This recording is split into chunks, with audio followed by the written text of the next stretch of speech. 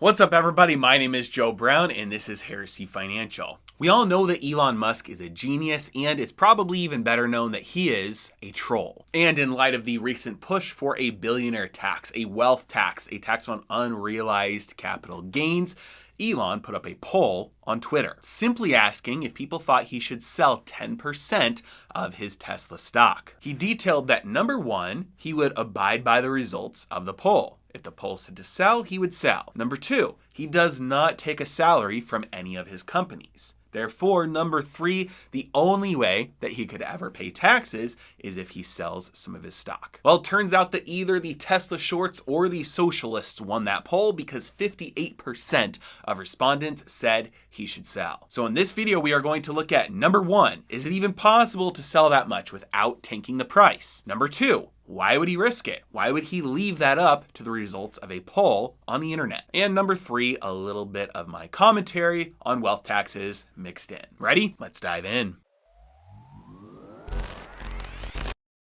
It's well known that Elon Musk's company Tesla popularized the electric car and is one of the largest producers of solar panels. And one thing about both electric cars and solar panels is that silver is an essential element in the production of both. And with the way things are going right now, it doesn't look like spending on these things is going to slow down anytime soon. So if you'd like to take advantage of the historically low prices in silver right now, use OneGold to buy allocated, segregated silver in a private vault in a country of your choice. And if you use my affiliate link in the description below, you will get a $5 sign-up bonus as well. Now, in building this solar and EV empire, Elon Musk has obviously become very rich. In fact, he is now the richest person in the world by a significant margin. But all this wealth is purely on paper. He takes no salary from any of his companies. So the only way he pays his bills is number one, by selling stock, or number two,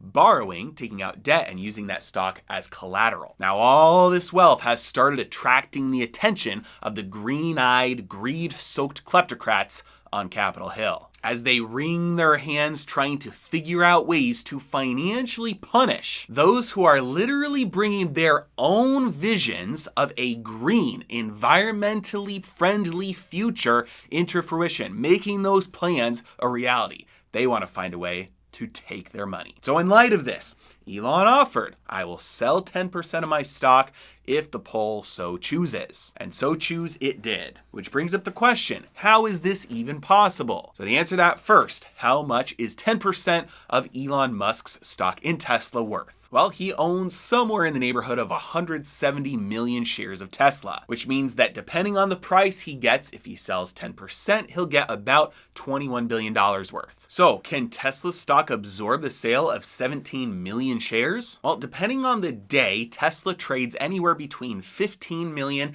to 60 million shares every day. So you might look at that and think, well, yeah, there's plenty of volume to support him selling 17 million. But you have to remember, for every trade that takes place, there's both a buyer and a seller. If you ever hear somebody say, oh, there's more buyers than there are sellers, or the buyers won today, there's way more sellers, that's not true. For every trade that takes place, there's both a buyer and a seller. Somebody's buying, somebody's selling for one trade to happen. What they're really talking about is there's more potential buyers or more potential sellers, or the sellers slowly accepted worse and worse prices, or the buyers slowly accepted worse and worse prices. So if Elon tomorrow goes in, size YOLO, hits market order to sell 17 million shares, it absolutely would, well, it wouldn't take place, that trade would be blocked. But let's say it happened, it would crush the stock 100%. Because on top of the 15 million or so sellers every single day, there would be an additional 17 million shares trying to be sold. But remember, not everybody who sells is selling at market. A market order is, say,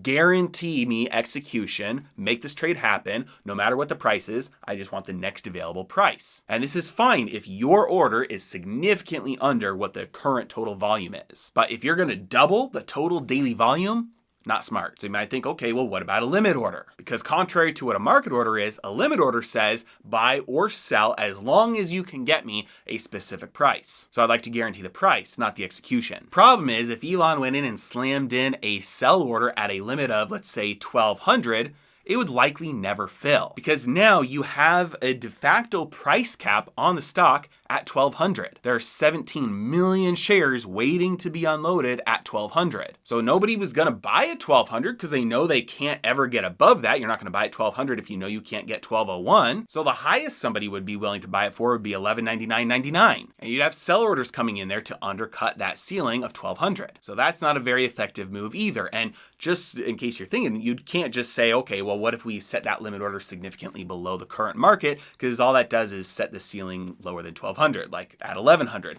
Immediately the stock would drop to 1,100, and then you'd have the same effect take place there. You'd have another de facto ceiling at 1,100. So what can he do? Well, it turns out that relatively large sell orders like this happen all the time. Every time an insider needs to unload a significant percentage of their shares, this happens. You usually have insiders, whenever they go to sell, are selling something that is a significant percent of the total daily volume. So in these situations, they just have their brokers work a not held order for them. Not held is different from both a market order and a limit order because they're saying, we're not going to hold you to either time or price. So a market order holds to a time now, but not a price. Limit order doesn't hold to a time, but does hold to a price. A not held order says, you work it at your discretion, get me out, whether it takes a day, couple of weeks, or even sometimes a couple of months. Work the order at your discretion as best as possible to get me out at the best price you can. The traders then take that order